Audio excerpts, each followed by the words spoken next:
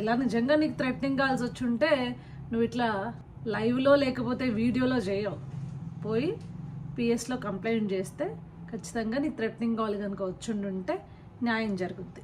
So ఇక్కడికి వచ్చి sympathy డ్రామాలు క్రియేట్ చేయొద్దు.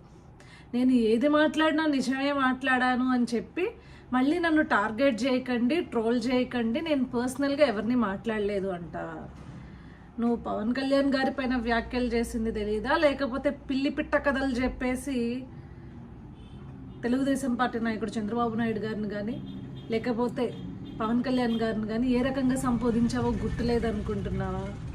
అన్నీ గుర్తున్నాయి. కాకపోతే కూటమి కార్యకర్తలు కంటే తెలుగుదేశం పార్టీ మరియు జనసేన కార్యకర్తలు ఎవరికి నిన్ను పట్టించుకునేంత టైం కానీ నీకు సినిమా ఇచ్చేంత, అంటే నీకు ఒక సీన్ క్రియేట్ చేసేంత తాకత్ కానీ నీకు లేదు. అది